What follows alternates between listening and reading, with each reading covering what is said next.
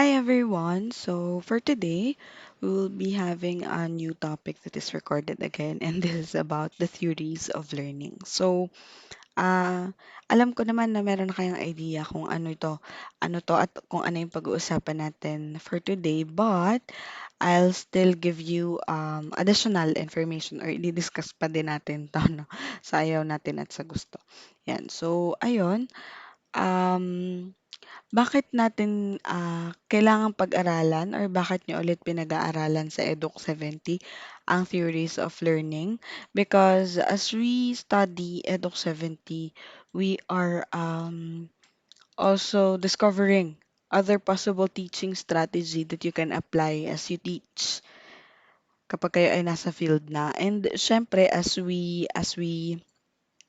um, as we enter the field, no, makikita natin yung iba't ibang behavior at skills ng estudyante natin. And as we observe their skills, their behavior, pwede nating i-relate yung mga theories na napagdaanan natin nung tayo nag-aaral and apply it or use it in applying different teaching strategies that we have discovered or we have read or yung madidiscover pa lang natin.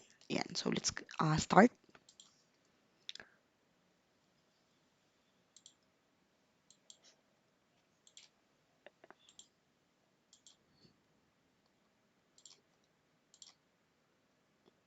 Ayan.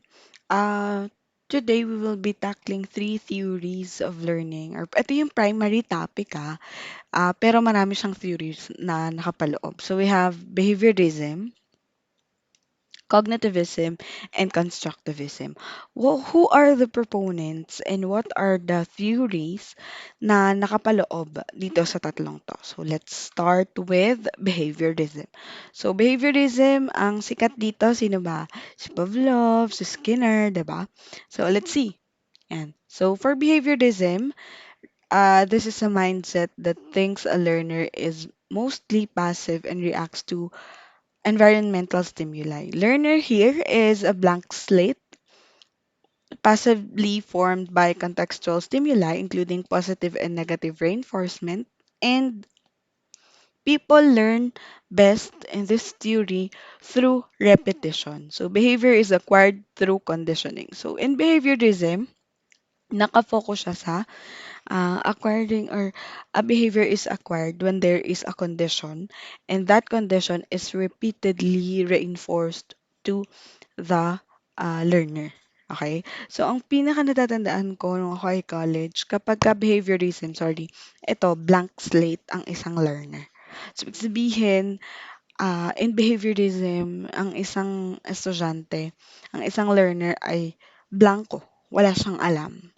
And as teachers, or as a contributor of knowledge, as a contributor of information, you are the one to give them or share thoughts to them and condition them to do this, to do that, what to do or what to do not. Yan yung parang behaviorism. And what is the result of this if you're going to do this and this and that? Yan, parang mga ganon. Yan. So let's focus or let's move to the first and one of the most famous theory in behaviorism, which is classical conditioning. So, ito, sabi niyo, ma'am, ito yung aso. No?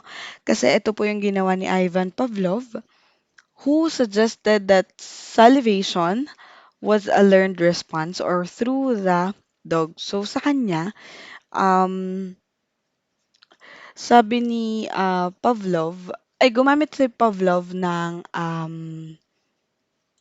gumamit siya ng tawag dito, ng aso.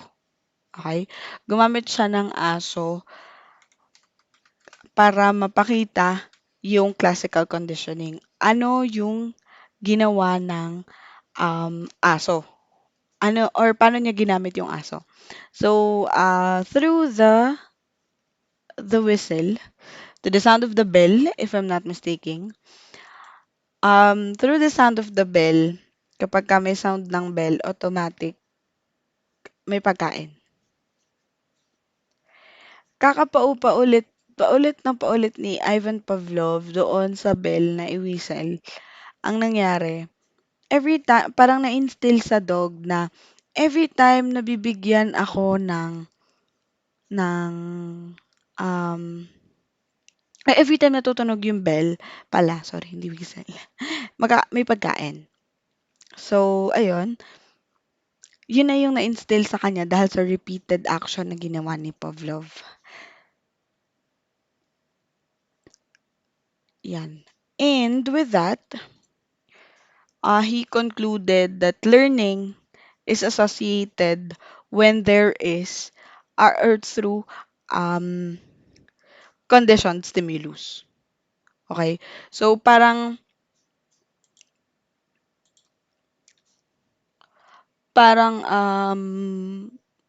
ginamit niya yung aso para ipakita na kapag ka ang isang learner paulit-ulit mong pinagawa yung isang bagay or in-instill mo sa kanila ng paulit-ulit yung isang bagay, makakasanayan nila yon na kapag ka sinabi or pinakita mo na ganito, ganun yung gagawin nila. Example, when I was in elementary, my grade 1 advisor doesn't have a loud voice. Mahina lang yung boses niya.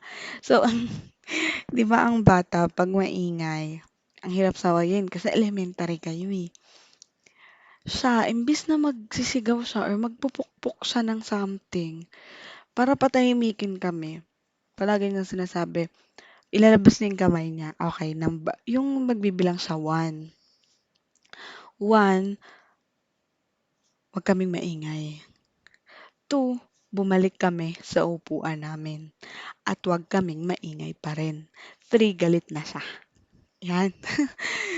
Um, Kakapaulit-ulit niya nun 'pag pinapakita niya yung 1, "Uy, huwag kayong maingay, shh, shh, shh." 'Yan. 'Pag 2, wala kami sa proper seats or ang ingay namin kasi lunchtime, takbuhan kami ng takbuhan, pupunta yun sa harap, papakita niya yung number 2 sa daliri niya, ka-count siya ng 2, "Uy, upo na, huwag tayong maingay."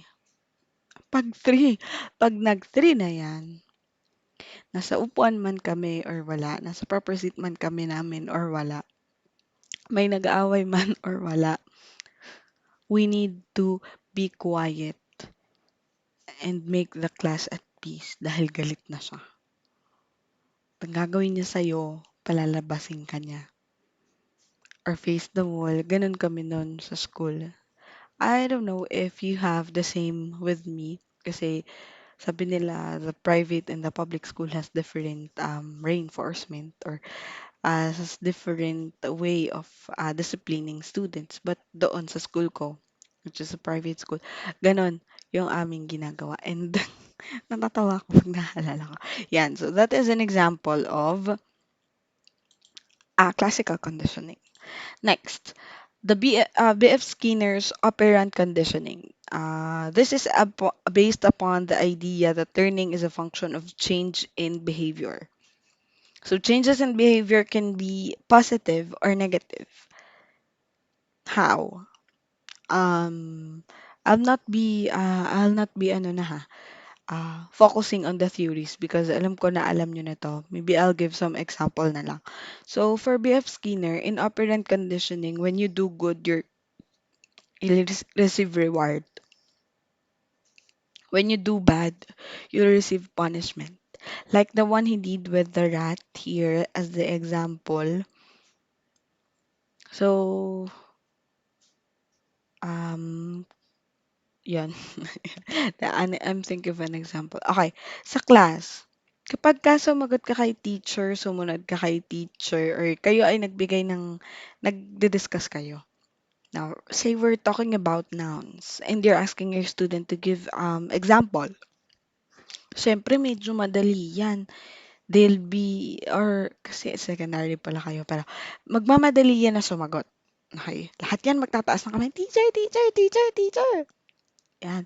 Pero, how are you going to choose the student na pipiliin mo? 'Di ba? Siyempre, ang pipiliin mo yung nakataas lang ng kamay, tahimik. Then, kapag tama yung sagot niya, for example, teacher bag, very good. Very good is your positive reinforcement. Okay? Now, how about the punishment? Merong isang teacher, teacher, teacher, ayaw tumigil, ang ingay-ingay, no? Anong gagawin mo? It's either you'll call the attention of a student, tell them to keep quiet, or sige, or meron dyan na makulit na lang. Let's say makulit or nagkukulit during discussion. O sige, tumayo ka hanggat di ka tumatahimik. Let that kid stand.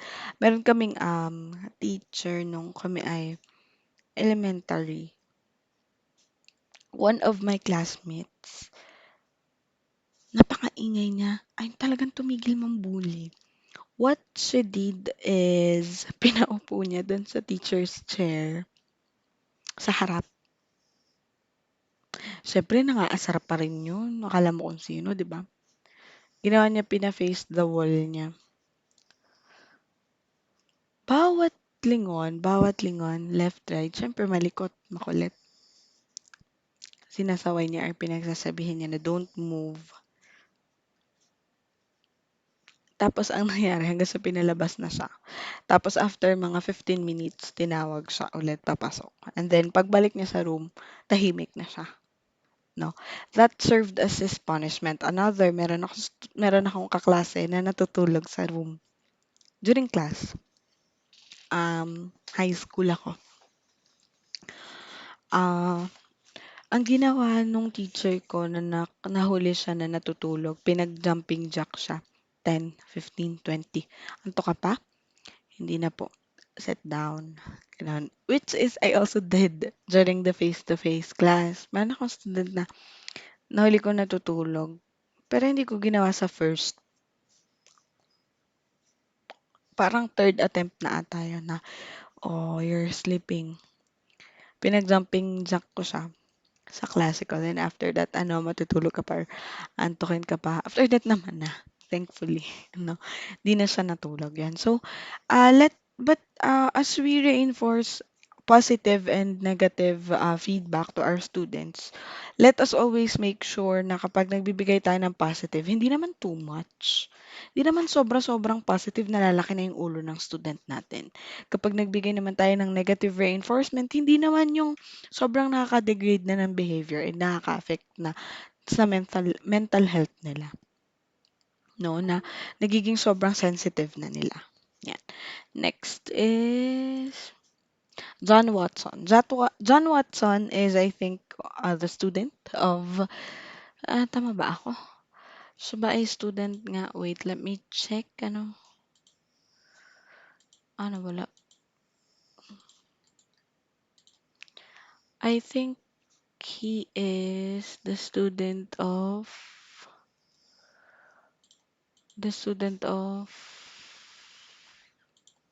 classical conditioning, or one of the, or mali, or baka mali ako, sorry. Basta siya yung isang psychologist na tinama or gumawa or ni-revise yung classical conditioning. Pero sa kanya naman, ang binigay niya or ang ginawa niya is mag-condition ng takot doon sa neutral stimulus. No?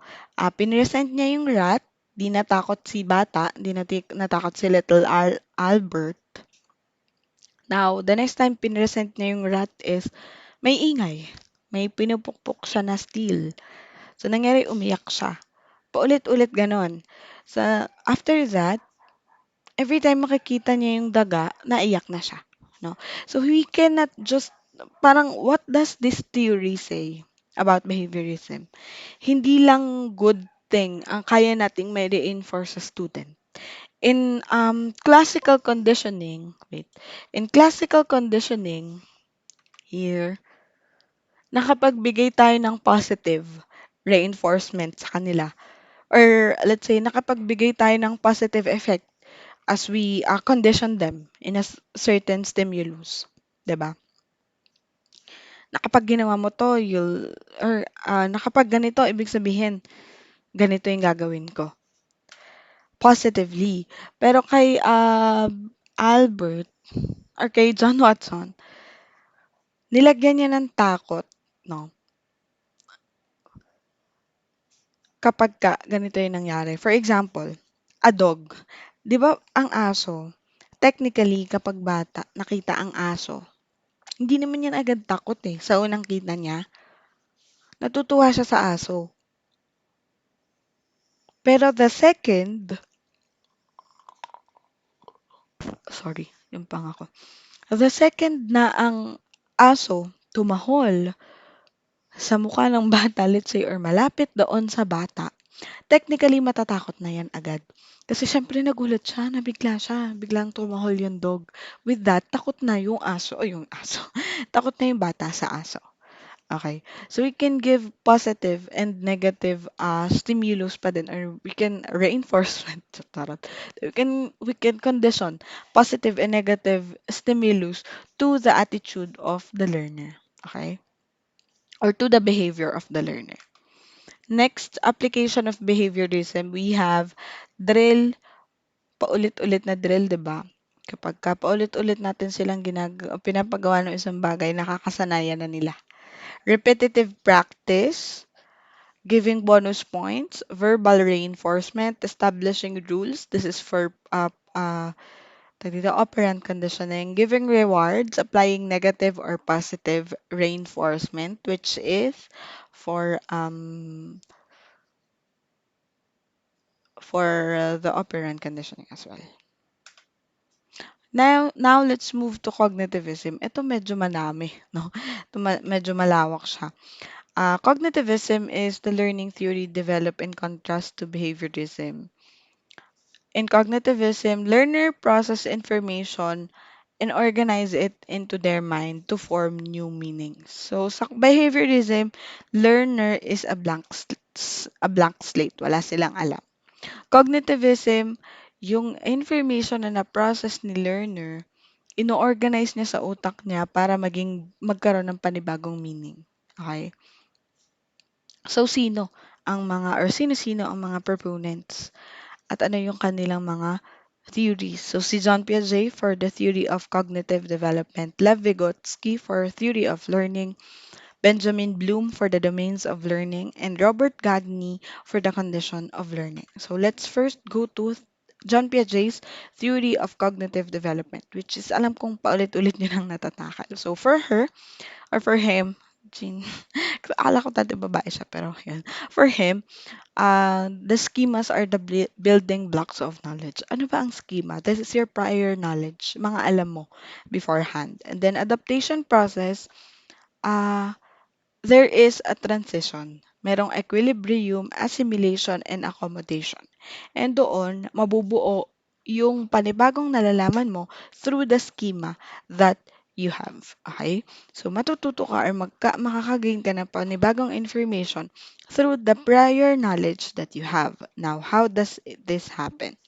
When a child's schema can describe what they see, it is in equilibrium. For example, um, nag-aaral si mommy at saka si parent.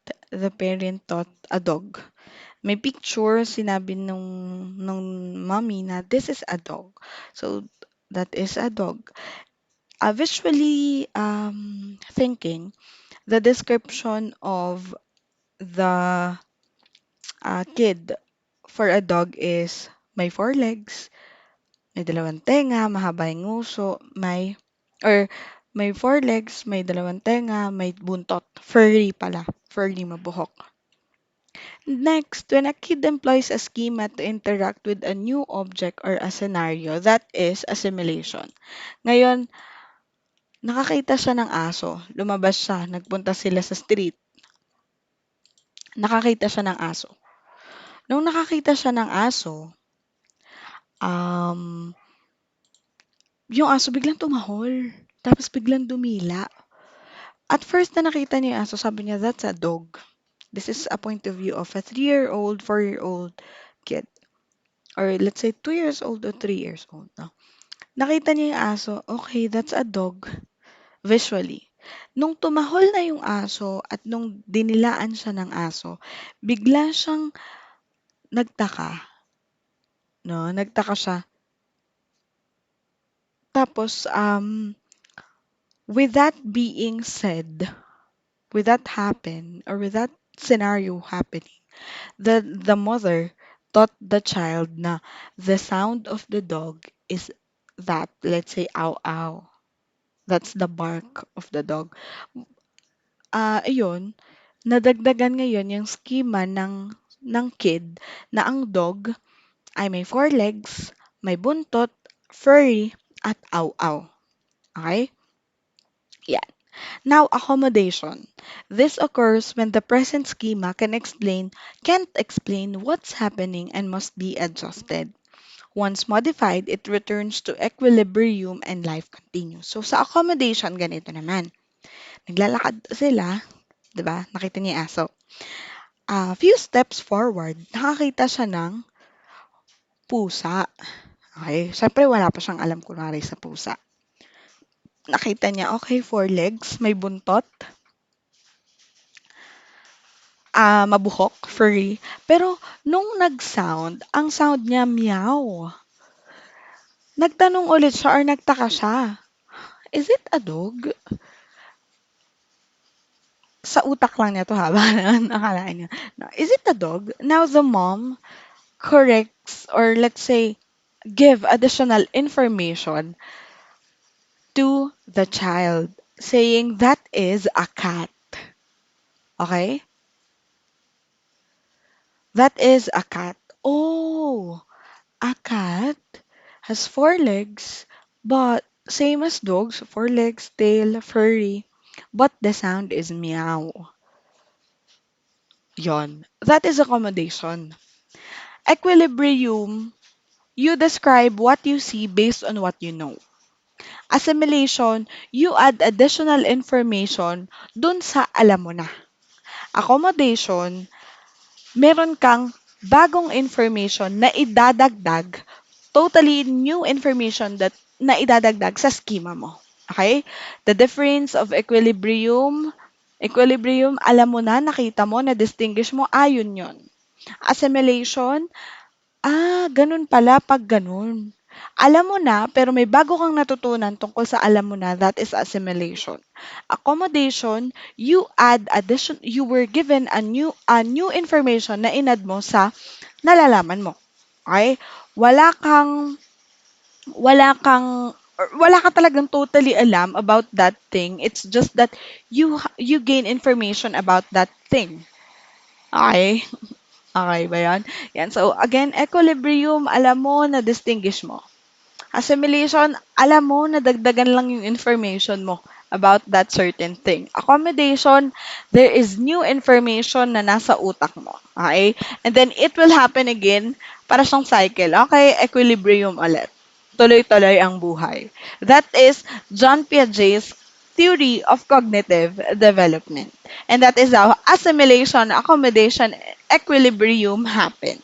So, etong tatlong to, constant siya sa learning ng isang individual. Let's say you have taught them, you are teaching them adverbs. Di ba ang adverbs? Bago mo ituro ang adverb, they should know what adjective and what verb is. Okay? So, eto, you gave them, for example, three words. Unang word is running. Automatically, what type of or what part of speech is this? Automatically verb, di ba? Kasi running or run. Next, binigyan mo sila ng beautiful, the most famous adjective, di ba? Yan. So, sasabihin nila, that is adjective. Now, you give them timely. They were shocked. What's timely? Timely. Siyempre, di nila yun alam. No? Now, um, accommodation, no. Let's put it this way na lang para medyo nasa isang run tayo.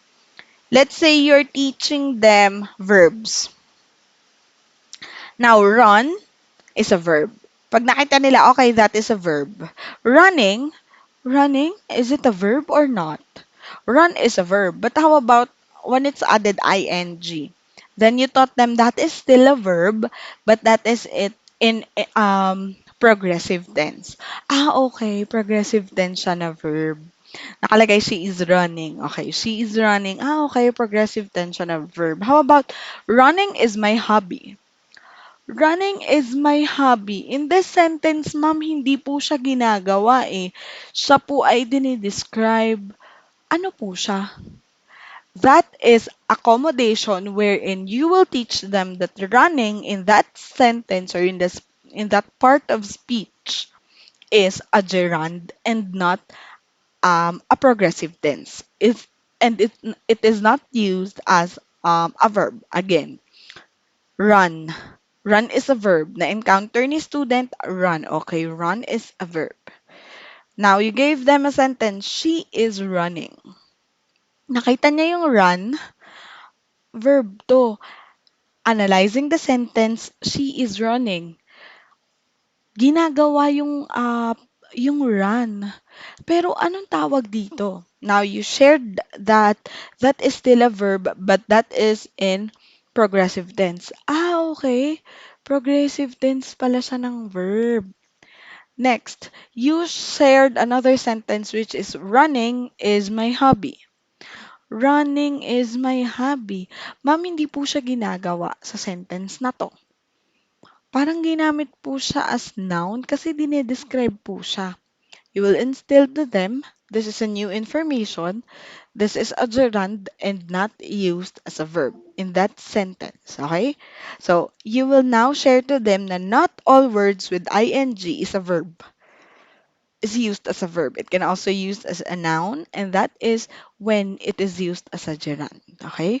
So that is one way of expressing or using the theory of cognitive development in the classroom. Next,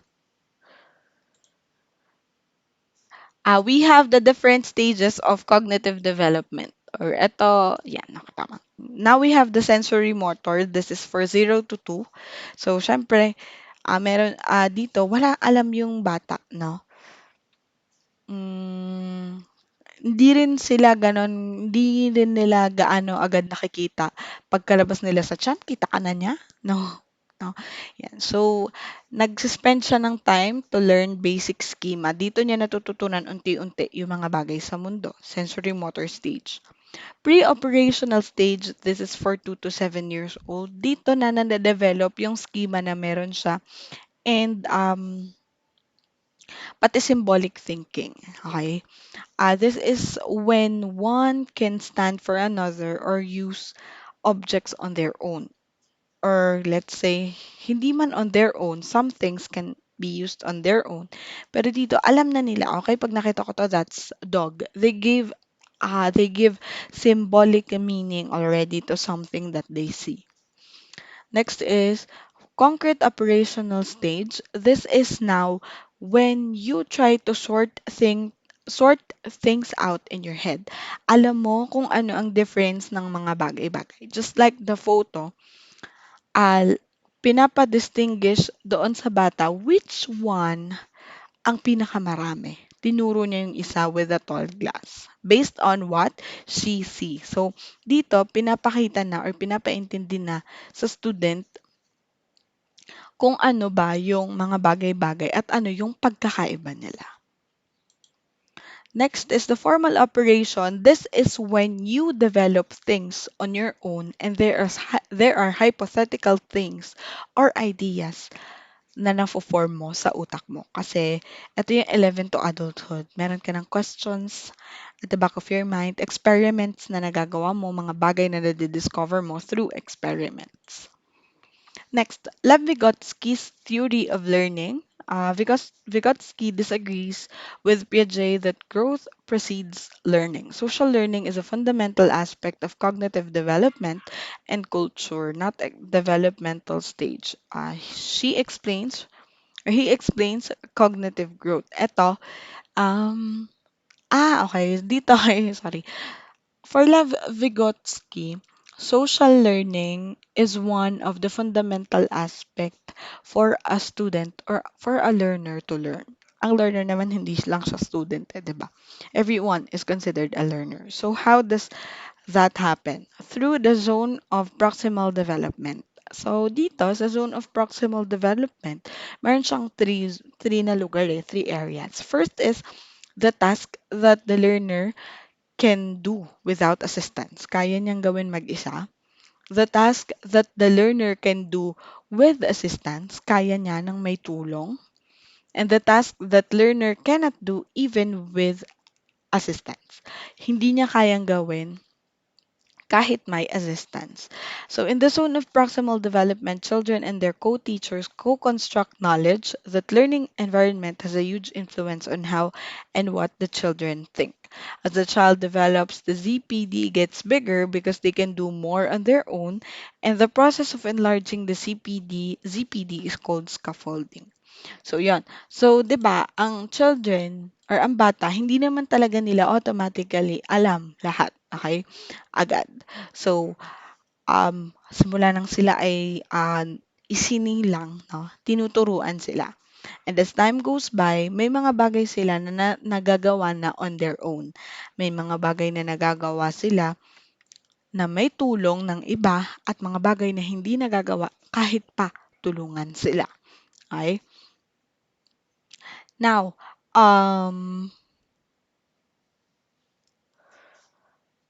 yan. So, the CPD is proposed by Vygotsky to to know that or to say no that learning existed between what a child could do independently and the task that he cannot do um or he cannot or he can do mali. Again, this deals with or this existed between a child who could do independently and task or yung mga bagay na nagagawa nga ng student ng sarili niya at yung mga bagay na hindi niya nagagawa, unaided man, ano nagagawa niya, unaided man, ng unaided, sorry, nagagawa niya at hindi niya nagagawa ng unaided. Yun, sorry na. Yan. So, for example, nagsusulat. Una, tuturuan mo siyang magsulat. Then, as time goes by, matututunan niya magsulat mag-isa. Subtraction. Natututo siya or tuturuan mo siya paano mag-subtract. Pag tagal-tagal, alam na niya paano mag-subtract. Swimming. Tinuruan siya mag-swim. 'Di ba? Pero kahit anong turo, hindi niya talaga matutunan like me. Hindi na talaga matutunan. So, yon. Yun yung task na nagagawa ni learner, na hindi nagagawa ni learner, I mean, kahit may assistance. Yan. Next is Benjamin Bloom, domain of learning. So, si Benjamin Bloom, excuse me, siya yung nagsuggest ng cognitive, affective, and psychomotor learning categories in 1956. So, ito yung mga categories na ginagamit natin kapag gumagawa tayo ng objectives sa lesson plan. May tatlo, no? First is the cognitive domain. So, ang cognitive domain, yan yung domain na nakafocus doon sa isip or cognition ng isang learner. For example, meron siyang ranking din, no? Knowledge, we have knowledge, understanding, application, analysis, synthesis, and evaluation. Ito namang mga to, ito kung makikita nyo to, knowledge, understanding, let's use a pen. I'm gonna use red. Knowledge, understanding, application, analysis, synthesis, and evaluation. Ito naman yung ginagamit natin kapag gagawa tayo ng exam. Okay? Kapag kayo ay nasa assessment of learning na, maintindihan nyo na kung ano ang sinasabi ko. Ito ay sa items placement kapag gagawa kayo ng exam. Paggawa ng mga questions, no? Sa TOS ito. No? Sa TOS nyo siya makikita sa table of specification. Paano mo masasabi na ang isang student ay talagang matalino? Kapag siya ay kapag ang student ay more on nandoon, let's say, sa mataas na level, which is analysis, synthesis, and evaluation. Kasi nakahati ito sa dalawang groups. Wait. Dalawang group. Ito yung lower order thinking skill. Pasensya na. pangit nan. Ito naman, higher order thinking skills. So sa lower order, I'm gonna give you a brief no introduction. For the lower order, andito yung identification, andito yung ano pa ba? Identification, fill in the blanks, ganun. Tapos sa higher order naman, papasok dito ang true or false na ah, modified. Magbibigay ka ng example, gagawa ka ng poster, gagawa ka ng slogan, basta ikaw yung magsusupply, hindi galing kay teacher ang question, hindi sagot na lang yung isusupply mo. Galing kay teacher, dito sa higher order, galing kay teacher, galing sa inyo ang activity, ang instruction, pero hindi galing sa inyo ang question. Kayo ang magpo-formulate or i-discover nyo ang sarili nyong kakayahan in giving instructions. Yeah. So soon you'll know.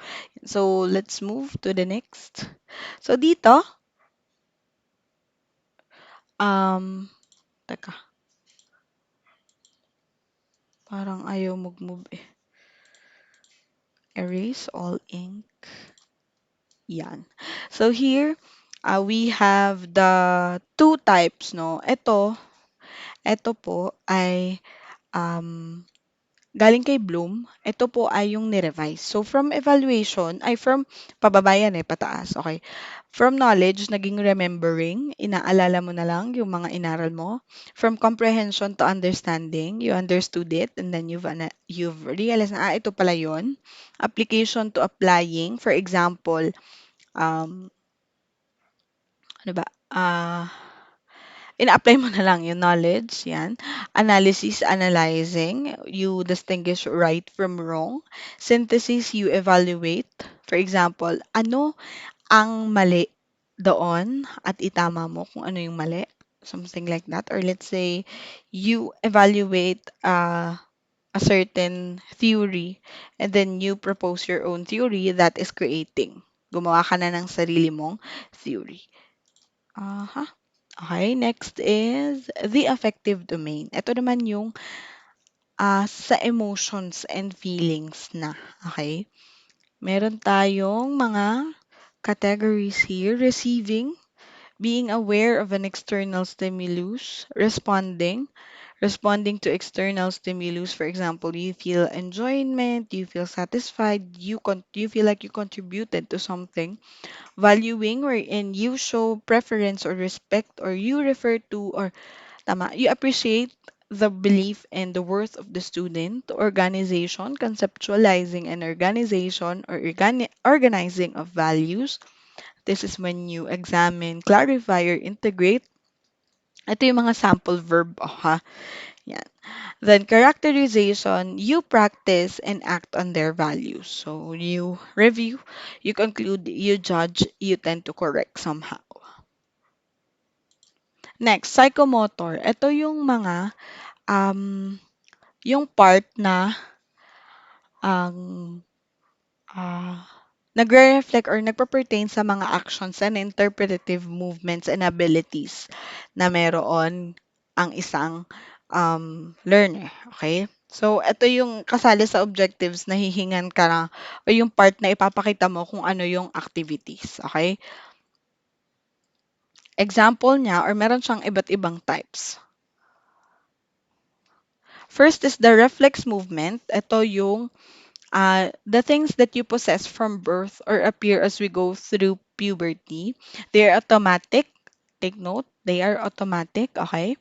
And they do not require us to actively think about them. Hindi mo na kailangan pag-isipan pag gagawin mo. Kailangan po bang pag-isipan pag hihinga ka? Sorry, pag hihinga ka, kapag ka ibubukas or sara mo yung mata mo, or kapag ka giniginaw ka. That's the example of reflex movements. Next, fundamental movements. Ito naman yung basic movements na part ng ng mga ginagawa mo. Like for example, running, jumping, walking, yan. Next, perceptual abilities. Ito yung abilities na nagbibigay sa atin ng way para makipag-coordinate sa bagay sa paligid natin.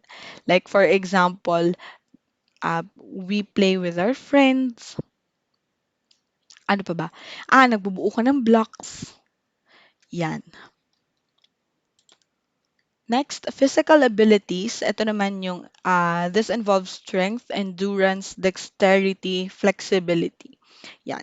Exercising, mga kailangan yung mga ginagawa nyo sa gym, sit-ups, push-ups, yan yung mga physical abilities. Skilled movements. Ito naman yung parang talent mo. Like dancing, playing musical instrument, mga bagay na ginagawa mo sa sports, ganon. And non-discursive communication, also called nonverbal communication, ito naman yung facial expression, postures, and gestures na ginagawa mo. Now, next is Robert Gagne's condition of learning. So, si Robert Gagne naman, siya yung nag-examine ng learning goals and how various types of objectives need distinct instructional strategies. How are we going to formulate instructional strategies na nandoon sa ating objectives? Now we have here na meron siyang 5 conditions in learning, no? Verbal information. Saan pasok ang verbal information? Sa cognitive. Ang intellectual skills, cognitive domain. Cognitive strategies, of course, cognitive domain. Our motor skills, psychomotor domain, and attitudes, affective domain. So, ano yung conditions of learning ni Gagny? And, ayan, paano magpa-progress ang isang tao or how will this help the student? So Gagne felt that learning would occur when pupils progress through the 9 stages of learning and that each teaching session should have a progression of events through all 9 levels in order to meet his 5 criteria of learning. The concept was that 9 stages of learning would activate the 5 conditions of learning, resulting in the achievement of learning. So eto, this is in advance na, no? Spoiler. Ito yung nilalagay natin. Ito yung lesson plan natin. Itong 9 na to, ito yung sa lesson plan. First is gain attention. Motivational activity. Inform students of the objective. Sabihin mo, yung objective. Recall of prior learning. Siyempre, kapag ka nagle-lesson tayo, ire-recall natin kung ano yung napag-usapan natin, ano yung lesson natin kahapon. Present the content. Okay, ito yung topic natin. And then you provide the learning guidance. You present your teaching strategies, you share the knowledge, you give them example, and then elicit performance, practice. Bago kayo magpa-activity, always make sure na nagbigay kayo ng practice activity na sasagutan nila ng sabay-sabay. Or tatawagin mo sila isa-isa para malaman mo kung talagang na-master na nila yung lesson. Ngayon, kung kakaunti pa yung nakakaintindi, edi, okay, bigay ulit tayo ng example lesson ulit. Okay, balikan natin. O, ganito, ganyan. Tapos bigay ka ulit ng another set of example. Kaya dapat, marami kang example na naka-ready. Meron kang plan A hanggang letter Z. Okay? Yan. Next is provide feedback. Okay, very good. Now that you have fully understood our topic for today, it's time for us to answer our activity. That is assessing the performance. Okay? Now, as you assess the performance, you give them the activity. Then you check ano yung tama sa ginawa, ano yung hindi tama sa ginawa, and then enhance retention and transfer to the job. Now, what is enhanced retention and transfer to the job? This is the time where you will be doing or you will be assessing the strategy that you used and let the students naman to share what, for example, what they've learned. Okay, ano naman yung natutunan mo, ano yung naalala mo sa topic natin ngayon? Okay, ikaw na may mag-discuss, ano yung naano natin ngayon, something like that, short review ba? Yan. So, yan makikita nyo or ang tawag dito, may encounter nyo kapag gumawa kayo ng lesson plan. Now, let's go back to the 5 conditions of learning. We have here the verbal information. Kailan magagamit ang verbal information? Kapag tayo ay nagdi-discuss. Intellectual skills, cognitive domain siya kasi this deals with the understanding of the student, with the mind, with the knowledge that we share to the student. Cognitive strategies, this involves the teaching strategies that we are going to use, or it's either ano ba yung mga additional information or audiovisual tawag dito, resources na may add natin doon sa ating discussion. 'Di ba nasa cognitive pa din 'yun kasi nandun siya sa making up of the information. Motor skills, ano yung activity na ibibigay mo kay student? Okay? Ano yung mga activities na gagawin nila na motor skill? Again, ito yung involved sila. Gagawin nila talaga. Okay? Attitudes. How did you feel about our topic for today? Can you share what you've learned? Can you share something that you've learned? That is in affective domain. Something that is within them na na-share nila sa iba. Okay? So that is the condition of learning. And the application of cognitivism, first is classifying or chunking of information. Ah, always remember na 'pag tayo ay nagtuturo, hindi natin puwedeng ibigay lahat sa kanila bigla. Kailangan muna nating i-assess, eto bang topic ay saan ko puwedeng ipasok, sa introduction, in the middle, or puwedeng at the end na. Like for example, ikaw ay magtuturo ng verbs. Huwag mo namang simulan na dire-diretso 'no. Isang meeting diniscuss mo si simple, si present, si participle, past participle, ay past participle, sorry. Anong tawag dito? Sorry. Simple, progressive, perfect, perfect progressive. Huwag pong gano'n. Okay? Simulan niyo like for this week, okay? Simple tayo. Next week, progressive tayo. The following week, perfect tayo. Next is perfect progressive tayo. Okay? Lalo na kapag nasa first year, no? Kailangan nila ng may matinding atensyon ba? Yan. So, always chunk, no? Classify them and allow them na ma-absorb yung tinuturo. Hayaan mo munang manguya nila bago mo ipalunok. Kasi kapagka binigay mo lahat, ngumunguya pa sila, hindi pa nila nalulunok yung simple, binigyan mo na ng hanggang perfect progressive, nabulunan na sila sa information, wala silang nakuha kahit isa. Okay? So you need to classify them and let them absorb it bit by bit at malunok nila yon and maintindihan. Next is imagery. Let their imagination work. Give them a picture of what you're going to share to them. Give them a picture of what they're going to learn. And give them a picture of something, syempre, na real world na nangyayari sa atin, sa mundo natin, sa lugar natin. Huwag nating bigyan ng sample ng snow kung wala namang snow sa Pilipinas. Baka mag-intayan ng snow, sige, kakasalanan mo, 'di ba? Give them real world example, yung talagang nangyayari at mararanasan nila. Kasi hindi naman din nagkakalayo yung age nyo sa age ng magiging student nyo. So you should give them examples na naranasan mo na or mararanasan nila. Possible, like use your imagination. Okay, kapag ganito, what can I use? What can I do? Next, during discussion, let them explain themselves. Let them share. Wag lang ikaw. Okay? Next, problem solving naman. Siyempre, tayo teacher, pag nagbigay tayo ng isang problem, alam na natin kung paano, di ba? Wag naman nating hayaan na tayo na rin ang sumagot. Dahil nasa ano tayo, outcomes-based learning, siyempre dapat yung student naman, yung maghahanap ng way para masagot yung problem. Kapag walang-wala na talaga, tsaka tayo papasok pero hindi natin sasabihin ng sagot. Ituturo lang natin kung paano siya mapupunta sa sagot, kung paano siya magda-drive para makarating siya sa sagot. Okay? That is the technique of teaching students to learn.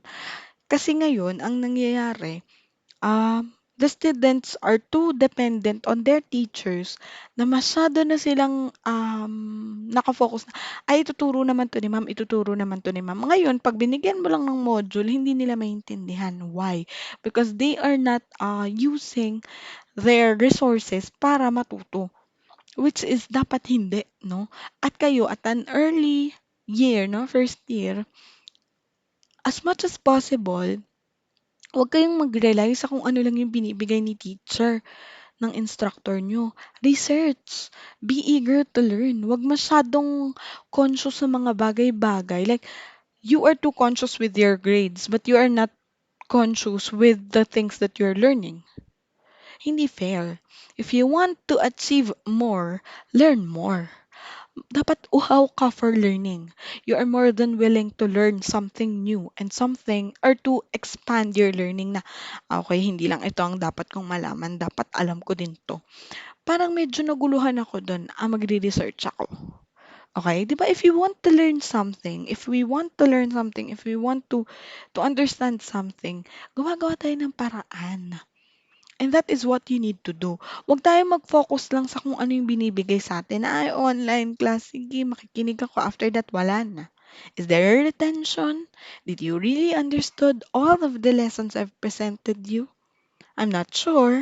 Di ko nga sure kung pinapanood ba ng estudyante yung records na ginagawa ko. But I'm still making one. Why? Because I wanted them to learn. I want them to learn something new somehow, no? I want to share my experience. I want to share something na alam ko magagamit nila kapag nagtuturo na sila.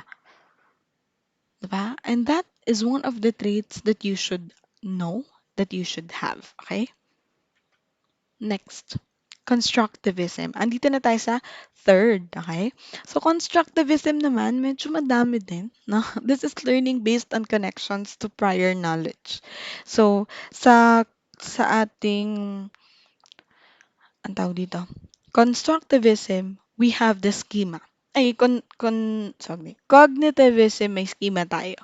So, constructivism naman, kino-connect natin yung mga bagay-bagay na nasa paligid natin or natututunan natin sa prior knowledge natin. Parang ganun din, no? Teachers are the facilitators of learning. In cognitive learning, the students are taught to do something, while constructivism, the students are encouraged to discover something on their own. Cognitivism, tinuturuan ka. Constructivism, you are given the instruction, it is for you to learn that something. Okay? Paano yon? For example, yung mga science experiments, that is constructivism.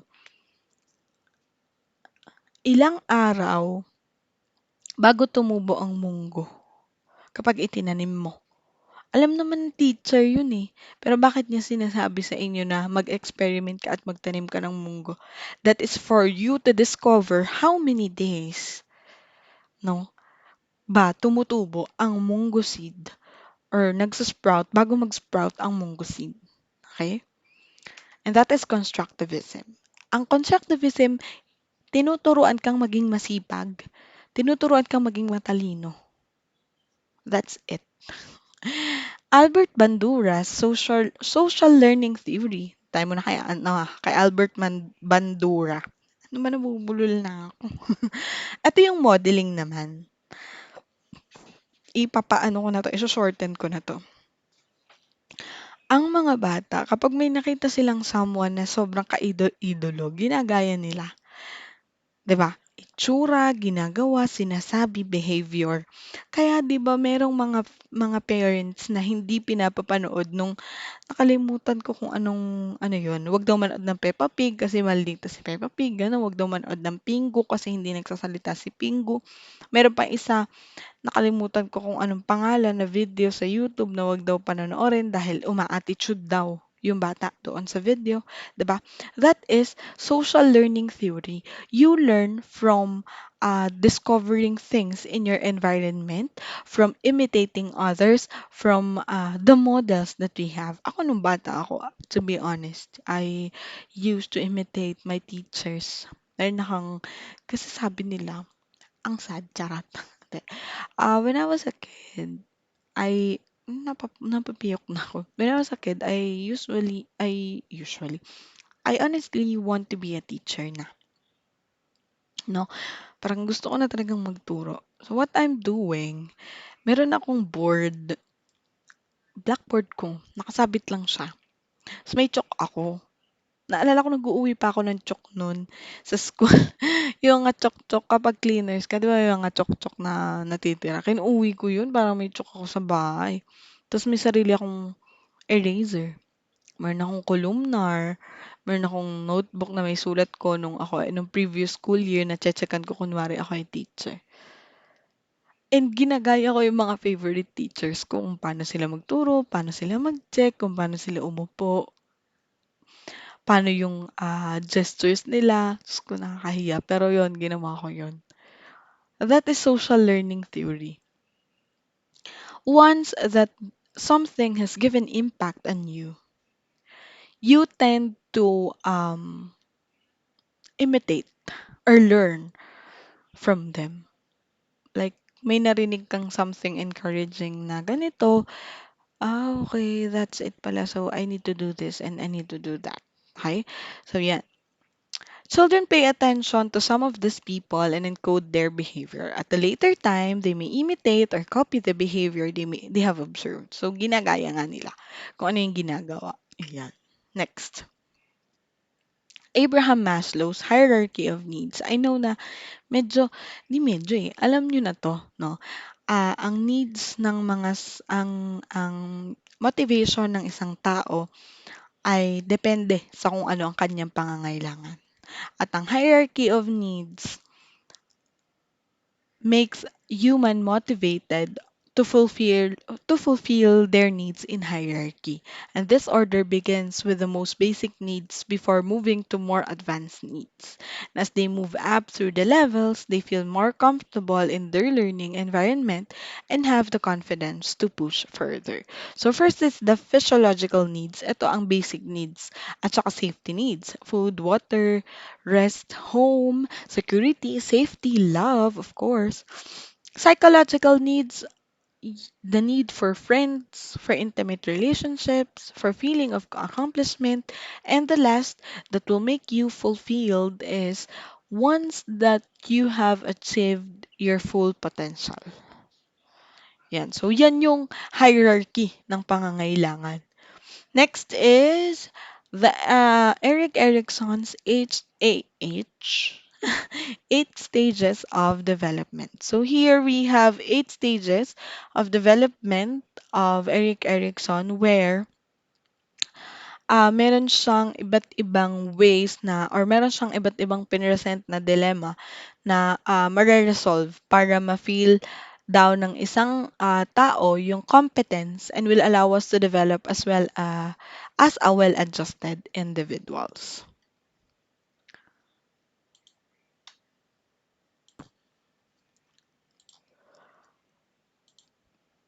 Yan. First is one na from age 0 to 1.5. Trust versus mistrust. In this first stage, infants must learn that adults can be trusted. If treated poorly, children may grow up feeling mistrust towards other people. So, syempre, di ba, ang bata, ang baby, pag kineri, binuhat mo, naiyak. Kasi hindi ka niya kilala. Pero pag kilala ka niya, hindi siya naiyak. Okay? So, dapat matutunan niya na mag-trust, magtiwala nga sa mga tao or sa nakakatanda. Okay? Children are mostly or most almost entirely dependent to the people who whom they feel loved and they feel safe. Next is autonomy versus shame for 1.5 to 3. This is me do it stage. Children start to make decisions and show preference of elements in their environment, such as what clothes to wear or what toy they prefer. If children are not allowed to explore these preferences, they may develop low self-esteem and shame. Okay? And dito, like here, for example, picking out her own clothes and dressing herself, choosing which toys she likes by herself, choosing food on their own, mastering toilet training. So, eto sa point na to, yung mga bata, parang gusto nila, akala nila matatanda na sila. Okay? They express a greater need for independence and control over themselves and over the world. And as they do the things, or as they learn to do the things for themselves, they establish a control about the things in this world, and they have developed confidence on their abilities. 'Di ba ang bata kapag oh, ako yung, ay, 'di ba, 1, 2, 3 pa pala to. But here, um, they have faith, or they have faith in themselves, or they believe na matatanda na sila or kaya na nila. Kaya kapag ka tinulungan mo sila mag-build ng blocks, ayaw nila. Now, what you need to do, or what the parents need to do, is to have faith in the abilities of the child. And syempre, kailangan pa din nilang magbantay, no, sa mga bata. But parents who punish their child for a very simple mistake can make the child doubt what he can do. Na-observe ko doon sa tita ko na my cousin has a kid. Ilang taon ba yun? 2 years old ata. Nadapa siya. Di naman niya kasalanan. Nadapa siya kasi hindi niya nakita yung hagdan na maliit lang. Parang yung konting baitang lang. Napatid siya dun. Nadapa siya. Yung nanay niya, pinalo siya. Nagulat din ako. Bakit pinalo ng pinsan ko yung anak niya? So, nagalit yung tita niya. Ay, yung tita niya. Yung nanay niya. Which is yung tita ko. Na wag daw paluin kung ganun lang naman. Kasi wala naman daw ginawang kasalanan. So, yun. Maybe, or it is the stage wherein you should not punish them for the things they want to do. Let them explore. This can build their confidence. Siguro you can give punishments, or you can make palo, no? Pagalitan sila kapag mali talaga. Pero yung napatid lang nga ng gano'n, wag nating pagalitan, no? Kasi ang mangyayari do'n, ang made-develop is shame. Okay? Next is initiative versus guilt. This stage involves children learning to plan and achieve goals involving others. If parents or teachers allow children to explore this and support their choices, they will develop a sense of purpose and strong self-confidence. So here, um, the children begin to assert their power and control over the world through playing and social interaction. So, nakikita niya yung nangyayari, or through interaction with people, nakikita niya yung how to control things in small ways. Like, for example, kapag 'di ba naglalaro, o ako yung mommy, ikaw yung baby. 'Di ba gano'n? Yung mga bata, kinder, when they play. Parang gano'n. They want to control the household dun sa bahay-bahayan nila, kaya gusto niya siya yung mommy. Okay? Yan. So with this, trying new things possess the risk of failure. Guilt results and initiative diminishes when the child isn't taught resilience and persistence in the face of difficulty. As the as the child goes or experience difficulty, one should be persistent in encouraging that student or that learner na kaya mo yan. Okay lang magkamali. Kasi ang mangyayari kapagka nagkamali siya, tapos hindi hindi hindi hindi siya naturuan ng resilience and persistence, or hindi siya na-encourage, hindi siya kinausap or what, nagiging nade-develop yung guilt. Okay, na parang, "Ay, ano." Makikita niyo yan sa sa attitude ng bata na parang medyo reserved yung bata kasi takot siyang magkamali. Takot siyang may ma-encounter na bagay na mahirap. Yan. And dun sa part na yun, you should encourage them to keep on trying at wag sumuko. Just because you failed, you should encourage them to continue. Next, industry versus inferiority. This is the stage where the children start comparing themselves with their peers. At this rate will result in a sense of accomplishment in their schoolwork, social and family activities and sports. So here, dito yung nakikipagkompetensya na siya. sa ibang tao. Na dapat mas mataas yung score ko sa'yo, dapat mas magaling ako sa'yo, dapat ako yung tawaging teacher. Yan. Kasi 'di ba sa school, nakaka-receive ng very good, ng praise, ng commendment yung mga students from their teachers. With that, natutuwa sila, no? At kapag ka pinupuri sila, na-appreciate sila, mas nagkakaroon sila ng confidence na gumawa pa or mag-participate pa. And that is the role of the teacher and the parent to encourage and support the learner, no? The learner kapag ka may ginagawa sila. This will help them be successful and of course develop self-confidence and feel good about themselves. Pero wag nating i-overpraise yung estudyante to the point na masyado na lumalaki yung ulo niya kasi may negative, of course, meron siyang negative na effect. And yung students daw na hindi masyado napapansin, hindi masyado nabibigyan ng chance, or hindi masyado na-encourage, sila yung nakaka-develop ng inferiority. Na parang hindi ko to kaya, nahihiya ako, wala akong confidence. Kaya dapat as teachers, you should be equal, no? Na lahat ng student, keso magaling or hindi, pantay-pantay. Next, in identity versus role confusion, students in the stage are asking themselves, "Who am I, and what do I want to do in my life?" They will try out multiple roles during this time to find what one fits best. A strong sense of identity and an ability to defend their core beliefs in the face of other opinions would be considered success at this stage. So dito, ito yung adolescence kasi, hinahanap mo kung sino ka at ano yung gusto mong gawin sa buhay mo. And you tend to explore your independence and develop yourself. Let them. Let them discover themselves. Let them decide at some point about what you want, about what they want. Saan ba sila kabilang? Because that can help them know kung, I mean, that can help them build themselves up. And ito dapat yung chine-cherish nyo na panahon. Yung ini-explore mo yung mga bagay-bagay, you're trying different things, and dun mo mahahanap kung saan ka talaga belong.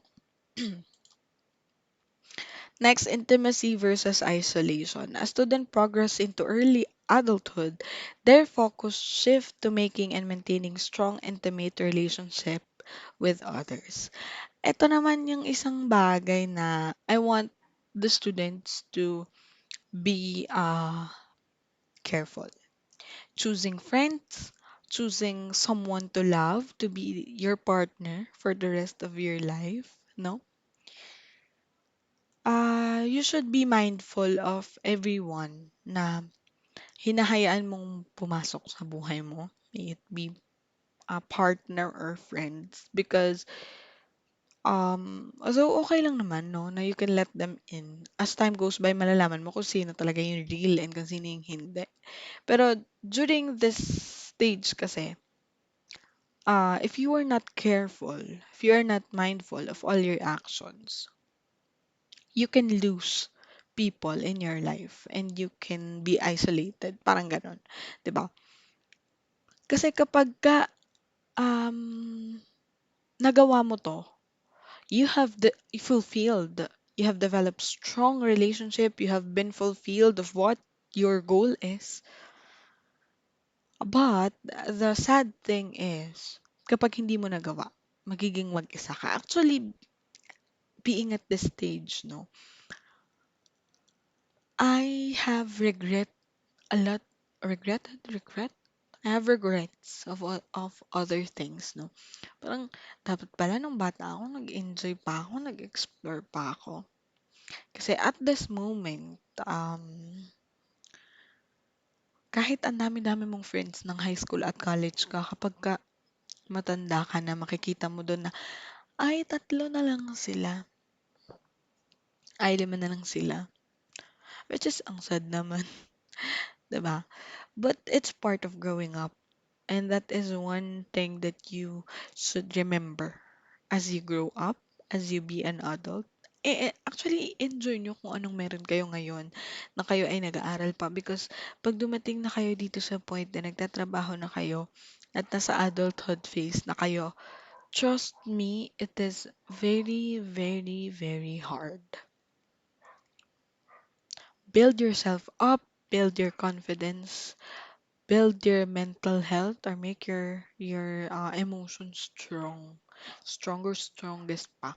Kasi kapag ka natalo ka ng kung ano mang nangyayari sa paligid mo, um, you will be mentally unstable, which is me right now. Yeah. So yun. Yun. So much for that. Baka umiyak tayo, yes.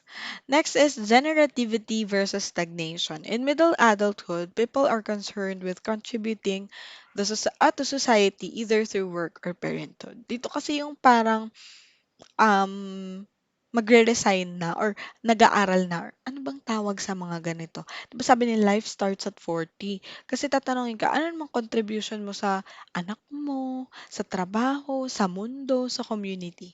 Okay? You tend to give something na maaalala ka.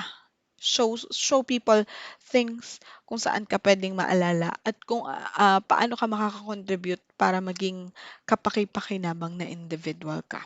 Ito yon.